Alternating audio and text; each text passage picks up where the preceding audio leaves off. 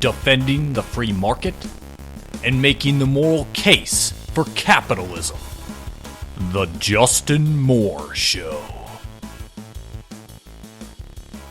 Hey everybody, welcome to the Justin Moore Show, where we make sense of what's going on in this crazy, insane, out of control world. And, you know, we actually just recently, in economic news, just to start things off here on the Justin Moore Show, we had the latest job numbers, the very last job numbers of Obama's presidency. And they came out this last Friday.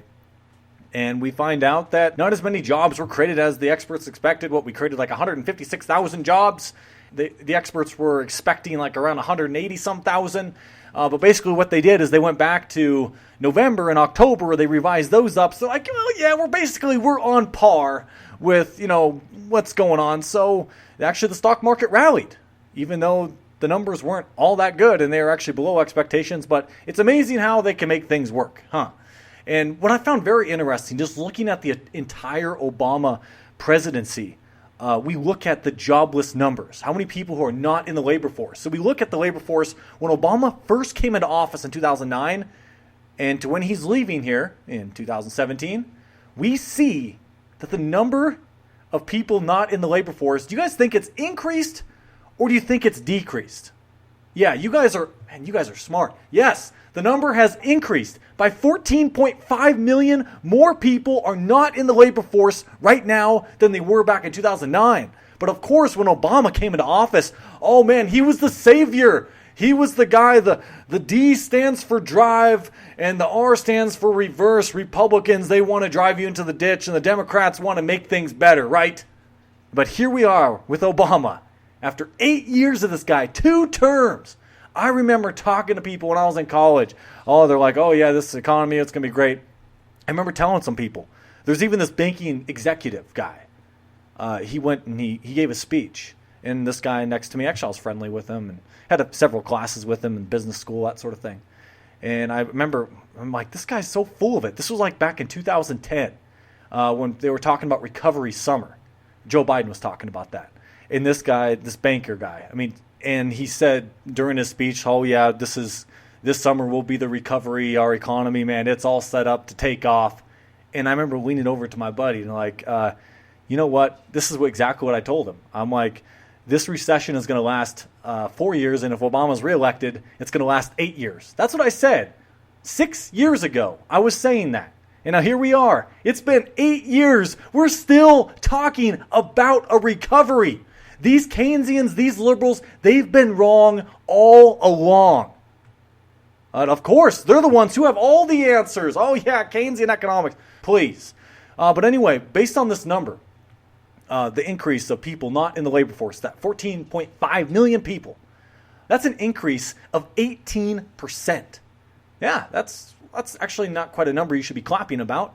But yeah, the Keynesians, like Paul Krugman, the guy who thinks he's got it all figured out, oh yeah, he's just a political hack. And still today, people who are not in the workforce, who are not working, people who are adult age, working age, 95 million of them aren't working. 95 million.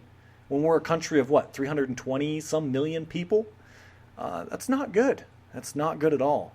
But then we have Trump, to turn things over to him. He says he's going to make America great again. He tweets to beat hell. You know what? With Donald Trump as president, you know, back prior to World War I, before it got started, it's when Archduke Franz Ferdinand, when he was assassinated. Remember, that was the shot heard around the world. Well, with Trump, it's going to be the tweet heard around the world. And I was so curious. It's like, damn, I'm always hearing news stories about Trump tweeting this and that. And so it's like, you know what? I want to go to Trump's little Twitter feed. I want to check it all out. I want to see what he's been tweeting, okay? Because I want to understand all this. And I did. And oh my gosh, I can't believe this guy's going to be the next president of the United States. All of his little tweets all the time. He's tweeting multiple times a day. And let me just show you one of his latest ones. And this is from January 3rd. This was at 4:30 in the morning. Trump, I don't know, He wakes up super early so he can tweet out, General Motors is sending Mexican-made models of Chevy Cruze to U.S. car dealers tax-free across border. Make in USA or pay big border tax. I tell you what, and that little tweet right there, that had 18,000 retweets. It had 69,000 likes. And after Trump tweeted that out on January 3rd, Ford got scared, and Ford decided to cancel its plant that is going to build in Mexico. And actually, I have a news story here. This is from Market Watch. I'm only going to read probably a paragraph. And this is coming from Sierra Leone, and she's talking about what happened with Ford here. And this is all based off of Trump's little GM tweet. Here we go. Ford Motor Company said Tuesday it is canceling plans for a new $1.6 billion plant in San Luis Potosi, Mexico. I don't even know if I'm saying that right. And investing $700 million in its Flat Rock, Michigan plant's expansion as part of a push into electric vehicles in the next 5 years. The news came out just hours after President-elect Donald Trump tweeted at Ford rival General Motors, saying the company needs to be taxed for certain versions of the Chevy Cruze small car that it imports from Mexico to U.S. dealers. Ford said it will add 700 jobs at the Michigan plant, which will build high-tech electric vehicles and self-driving cars, as well as the Mustang and Lincoln Continental. The moves are part of a planned $4.5 billion investment in electric vehicles by 2020 as the company works to become an auto and mobility company. Ford unveiled plans for 7 global electric vehicles, including a small SUV offering a range of 300 or more miles. Ford shares jumped 2.4% on the news, while GM was up 0.8%, and the S&P was up 0.5%. Okay, so there we have it, based on a Trump tweet. This gets back to what I did a whole episode on this, talking about the Carrier deal. Trump goes to shake down Carrier earlier in the primary before he became the nominee, and now he became buddy-buddy with Carrier, after they're going to keep like 1,000 jobs, 700 jobs here in the United States instead of sending them to Mexico. Now Trump attacks the car dealership, he attacks GM, Ford gets scared, Ford caves, and then Trump tweets after this news came out about Ford.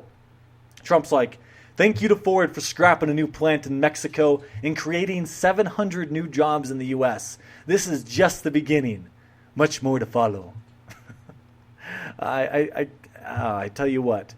And then just to add to the, all these Trump tweets. So if we move past Trump shaking down the car industry or anybody who wants to send jobs overseas, Trump also, when he can, he takes credit for what's going on in the economy. Since Trump's been elected, the stock market actually has been rallying. It's been strong. Gold and silver, they sold off ever since the election. It was crazy. 7 weeks straight. It's like kicking a dead horse. I mean, they just kept going down week after week with no little blimp up. I mean, it just kept getting nailed. It was insane. We finally see that gold and silver popped up a little bit, but, have we seen the bottom in gold and silver? Will it take off like it did at the start of 2016? My guess is yes. Anyway, we can get to that a little bit later. But now Trump on December 26th. So here we are the day after Christmas. And here's what Trump has to say in his little Twitter feed. The world was gloomy before I won. There was no hope. Now the market is up nearly 10%, and Christmas spending is over $1 trillion. Well, see, there's Trump taking credit for this economy. And now that he's claiming it as his, so when our economy goes down the crapper, well, what's Trump going to say? Thanks to me winning, here we have an economic crisis. No, he's not going to do that. He'll have to blame somebody. He'll probably blame Mexico or China was manipulating its currency, caused us to collapse, yada, yada, yada. He's always got something, right? It's never him. And then I found this to be interesting, just scrolling through Trump's little news feed. This was on December 20th. That's what he says. Yes, it is true. Carlos Slim, the great businessman from Mexico. He called me about getting together for a meeting. We met. He's a great guy, believe me. Okay, I added the believe me in at the end. But when I read this little tweet here, we met. He is a great guy. I have to give Trump credit. The way he speaks, he has an influence on a lot of people out there, and I sense a lot of people, they're starting to talk like Trump. I'm not kidding you. I even catch myself sometimes where I'm saying something. I think it was just last week's episode. I'm like, oh, crap, I just did something Trump did. Where I was saying I can't remember. I was referring to somebody, and I'm like, oh, he's a great guy, or like, I think when I was talking to my grandma, talking about my grandma. Oh yeah, she's a great woman. Believe me, I don't know. Trump's really rubbing off on people. I even noticed it with Ron Paul. Ron Paul has his podcast. What is it, like the Ron Paul Liberty Report? And I can't tell you countless times I've heard Ron Paul. Now, please, I'm not bashing Ron Paul. I love Ron Paul. I was just bragging him up last week's episode. But I've noticed, I don't know, was he doing this before Trump? Ron Paul's always saying, believe me. I can't believe how many times I've heard Ron Paul say, believe me. I mean, that's to say, believe me. I don't know. I'm telling you, Trump's wearing off on people. His little unique style. I don't know if you can really call it not necessarily an articulate style. I mean, it's definitely a style that people are attracted to. And I think a lot of people do get all caught up when someone's speaking like, oh, that person's articulate. They don't say or ah or I don't think that's what makes somebody a great speaker. I mean, delivery being, I guess, articulate's not the word. I think delivery is more important. How do you deliver something? A really good delivery is a way to connect with people, right? And I've already talked about how Rush is the best at it in the business. There's no question about it. Now, let's not go down that rabbit hole for now. But anyway, I found this to be very interesting to go along with. So with Trump and all of his little Twitter comments attacking businesses, oh crap, you're gonna send jobs overseas? Oh, the hell you are. I'm gonna tax the hell out of you. So entrepreneurs out there have decided, you know what? We should create investment advice based on Trump's tweets or be able to track Trump's tweets. And so a new app just launched. It's called Trump Trigger. So what this thing does, it sends out an alert every time Trump tweets about some publicly traded company. And it says here in the article, if it sounds like a joke, it isn't. Trump has taken to the social media platform numerous times since the November election to castigate and occasionally praise various companies, often to market-moving effect. In December, for example, Trump took aim at Boeing for what he claimed was a $4 billion price tag of the new Air Force One, the presidential plane. Although Boeing has disputed that number, in a tweet, Trump said he planned to cancel the order. That sent Boeing shares down temporarily about 1% before the company's stock price regained ground. And just to continue on, Trigger will let you know when Trump is tweeting about your portfolio companies and will allow you to set commands to buy, sell, or short. And all that will be based on Trump's tweets. So there you go. Isn't it the entrepreneurs? They're the ones who always have answers to something. Trump, he's tweeting about all these companies. He causes stocks to go up or down or whatever. And now an app is actually following that, and you can buy or sell based on that. I mean, I guess that's pretty unique. That's definitely not a strategy I will endorse. But by all means, if that's something that, rubs you the right way, then go for it. Now when I was reading that article there, how they were referring to Trump's Boeing tweet, I just want to read you guys just that Trump tweet about Boeing that caused Boeing's share price to fall by 1%. And Trump said, Boeing is building a brand new 747 Air Force One for future presidents, but costs are out of control. More than $4 billion. Cancel order! It's amazing. And when Trump was in the Republican debates, the primary debates, way back when, I was saying, hey, Trump, it sounds like he's reading off fortune cookies. He's the fortune cookie candidate, that sort of thing. Well, that sort of style that Trump has, those short, choppy sentences, that works perfectly for Twitter. When all you have is 140 characters, that's essentially every single one of those, that's a fortune cookie reading, right? So, I mean, Twitter was made for Trump, So then I come across this story as I'm just scrolling, trying to, looking at tweets about Trump, and I kind of got a chuckle out of this one. Now, I know a lot of my audience out there, you guys are not going to be surprised by this, but this is a CNN news story. And this was the headline. Trump asking Congress, not Mexico, to pay for border wall. Huh, yeah. Can you guys believe that? But Trump, all during the campaign, oh yeah, Mexico's going to pay for the wall. Then Vicente Fox comes back, we ain't paying for no effing wall. And Trump's like, the wall just got 10 feet taller.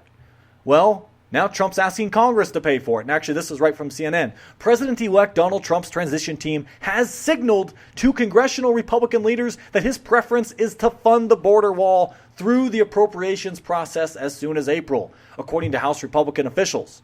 Trump defended that proposal Friday morning in a tweet, saying the move to use congressional appropriations was because of speed. And Trump actually, from this article coming out from CNN, Trump responded, and he was upset. And this is what Trump, yes, guess what? Yep. Trump went to Twitter, and he said, the dishonest media does not report that any money spent on building the Great Wall for sake of speed will be paid back by Mexico later. Okay, so Congress is going to pay for the wall, but Mexico, well, they're footing the bill later. Mexico has a giant IOU. Oh, yeah.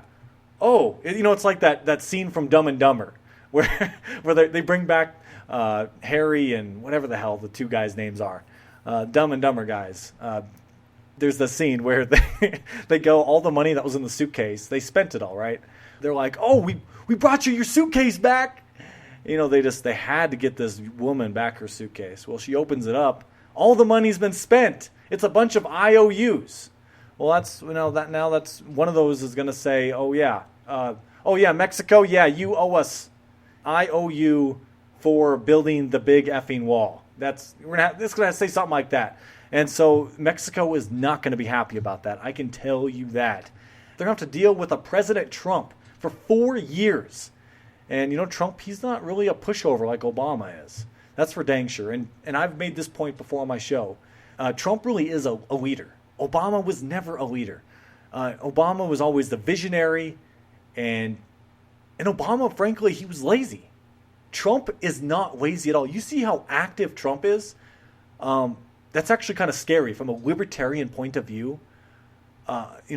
Trump definitely has the progressive sort of mindset, even though he doesn't have a set ideology. There's no question his policies are going to be progressive. And if he's really aggressive, pushing forward all of his policies, he's energetic, that's not good for liberty, because that means the government's going to be doing a lot of stuff, trying to push a lot of things through. And most likely the taxpayer, yes, we are going to be footing the bill. So that's definitely not good. And, Trump, he's tweeting about companies. He's tweeting about, the building the wall. And then Trump also has time in his busy schedule, the president-elect, to post some tweets bashing Arnold Schwarzenegger, who is now the new host of The Apprentice, which, as you guys know, The Apprentice was a show created by Trump, and Trump was the host of it before he left because he's running for president. He did like 14 seasons of The Apprentice. I watched every single episode from the very first year it started. Actually, I haven't listened to any of the new episodes with Arnold Schwarzenegger. So I need to go back and do that and see how he compares. But this is what Trump says on Twitter about Arnold Schwarzenegger. Wow, the ratings are in, and Arnold Schwarzenegger got swamped or destroyed by comparison to the ratings machine Donald J. Trump. So much for being a movie star, and that was season 1 compared to season 14. Now compare him to my season 1. But who cares? He supported Kasich and Hillary. What the hell? Are you serious? Trump seriously acts like a kid. I mean, it's like that movie Richie Rich. I loved watching that movie growing up when I was a kid. How it's like this kid, he got this, somehow, I can't remember how the storyline goes, but he's basically, his parents are gone, whatever it is. He's got all this money, and he's basically building an amusement park at his house. He has a bunch of people over, and he's just having a ball.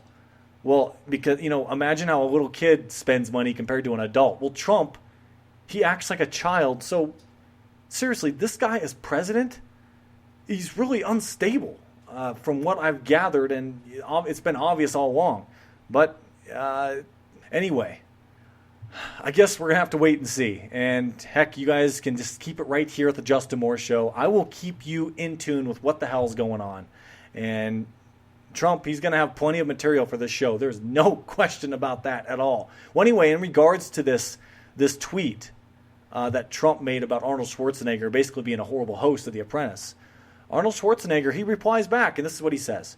There's nothing more important than the people's work. I wish you the best of luck, and I hope you'll work for all of the American people as aggressively as you worked for your ratings. Oh, so there's Arnold Schwarzenegger, he's hitting back hard. And that's actually a pretty good point by Arnold. I mean, Trump is always caught up in the ratings, and Trump is always caught up in the polls. He's always trying to compare himself, that sort of stuff. And yeah, let's see. Is he going to work as hard as he does for ratings? Well, he does. Trump does seem like a hardworking guy, as I just made the point. He probably will be trying to be always busy doing stuff. He's not going to be lazy like Obama was. Obama, yes, he had a radical agenda, but he's too lazy to put it through. Obama really acted like the trust fund baby, the guy who just inherited a bunch of money and, okay, yeah, I mean, I don't need to really be aggressive trying to have some career because I got all this money come my way. I don't need to work all that hard. Trump is the exact opposite. He's a guy who's had to work throughout his life, but he did inherit a lot of money to begin with, but Trump's just a really aggressive sort of guy. And I just want to end this episode, and I found this interesting. With all the craziness going on out there, I saw news stories on this. I'm like, what the hell is this? Ann Coulter, there were some news stories saying Ann Coulter made some racist remarks on Twitter. I'm like, okay, what is this about? And basically, Ann Coulter's tweet was like 14 exclamation point, which I had no idea, but the number 14 is a reference to white supremacists because it's based on 14 words. And the 14 words of the racist white supremacist saying is this: we must secure the existence of our people and a future for white children. So those are the 14 words. And so a lot of people thought, oh my gosh, why is Ann Coulter saying 14? She must be a racist. She must be a white supremacist. She's talking about the future for white children, yada, yada, yada. She's actually talking about 14 days until Trump is inaugurated as the 45th president of the United States and Obama is on the outs. But no. The media always has to, find the racist under every bed, which, please don't get me wrong, I am no apologist for Ann Coulter. I think Ann Coulter, she purposely does things. She's purposely provocative. So I guess she probably, maybe she did completely understood the white supremacist, the 14 thing. And so she said that. It's like, well, yeah, of course I'm referring to 14 days until Trump's inaugurated. But look, she made the news that way. And if she can sell books, you got to have some controversy. And so, she probably did have that in mind. But I'm sure, she didn't mean it in a racist way, like she's a racist. And I want to run something by you guys here just before I finish up this episode. We'll keep it shorter here. I just was kind of just thinking back. We had Obama back in 2008. When Obama was elected, conservatives were devastated by Obama winning. I mean, he was a radical. He started his political campaign at a terrorist house. All these things coming out. Frank Marshall Davis, he was buddies with him, which was the communist who was his mentor growing up. I mean, Obama had so many radical ties. So when he won and became the 44th president of the United States, conservatives were scared crapless, basically. And especially then when he won re-election in 2012. It's like, oh man, 4 more years of this guy's going to finish us off. Well, that devastation that conservatives felt and that anger and of course the liberals out there wanted to show, oh look, you just hate him because he's black and you're racist and that sort of thing. But no, it was never that. Come on. But now here we have Trump. He's elected the 45th president of the United States. And obviously he's white. But the liberals, they're not happy. They're upset. They've been crying since November that Trump won. And they're angry, just like the right was angry in 2008. So now we have the right at this moment. It's like they want to get revenge for what happened these last 8 years with Obama and his radicalism. Well, now we have people on the other side who are happy these last 8 years. Yes, their guy was in office, President Barack Obama. But now the tables have turned. So now we have the liberals. They're upset. They're unhappy. They're angry. So to me, looking at things left and right, we just have a lot of angry people out there. And doesn't this really does set the stage for like a revolution, or we're closer to that. Because there's just so many people out there who are angry on both sides of the aisle now. Republicans have the biggest majority they've had in decades. Liberals definitely, they feel like their voice isn't being heard, that sort of thing. It's so people on both sides of the aisle are pissed off. And how's this going to end? What does happen when our economy actually does turn down? But we've been in the longest bull market in the stock market, I think, ever, actually. And when things turn the other way, when it's noticeable to the average person, and when people on CNBC and the Fed can't say, oh yeah, we're in a recovery, when they can't say that because it's so freaking horrible out there and they can't cover it up anymore, what's going to happen then? Will people take to the streets? I think there's a good chance of that. Especially, I've already talked about how this will come about in previous episodes, so I won't dive into that in this episode, but that's why it is important to protect yourself, especially with a currency that's unstable. Yeah, sure, the dollar is the strongest it's been in 15 years, but what happens when that trend turns? All this is based on some optimism that Trump is going to be some president that's going to be, far better than Reagan, reducing taxes, cutting regulations, all this sort of stuff. No, the first 100 days are going to come to pass. The Republicans, we're going to see who their true colors are. These people who have been craving power. Oh yeah, Obamacare is so horrible. We got to turn it around. We need the free market to decide. Well, we're going to see how free market these Republicans are. They finally have it. They have the House. They have the Senate. They have the presidency. They have a lot of state legislatures. Let's see what these Republicans do. They're going to be just as bad as Democrats, but the rhetoric won't sound as bad. So not sounding like they're trying to take all my money. That's the only good thing. They're going to make me feel a little bit better, but the results are just still going to be just horrible, right? So this is what we have to look forward to, but maybe I'm being a little too pessimistic here. I mean, sure, there might be a little bit of good that comes out, but there'll probably be a lot more bad. So my friends, that is all I have for you on today's show. If you can, just go to my website, justinmohrshow.com. More is spelled M-O-H-R. You can buy your Amazon goods through my little widget link there. I get a small commission back on any goods you buy through Amazon through my link, and it costs you nothing extra. I mean, how many of you out there buy from Amazon? Isn't Amazon awesome? Oh, man. And make sure you sign up for Amazon Prime through my link. Amazon Prime is awesome. I love Amazon Prime. You actually could get by without having Netflix if you have Amazon Prime. They have thousands of movies on there. And also, guys, please, for your sake, if you want to learn more about economics, history, political philosophy, all sorts of great stuff, history of the West, join Tom Wood's Liberty Classroom. I have a link on my website. You click on that. You join for $89. When you do that and you send me an email, jmoore616@gmail.com, I will send you my bonus episodes if you sign up through Tom Wood's Liberty Classroom, and you'll be in a drawing for a silver coin. So if you can do all that, my friends, and share the show with your loved ones and friends, and I will be back here next week to do it all over again, and I'm looking forward to it. This is Justin Moore, signing off.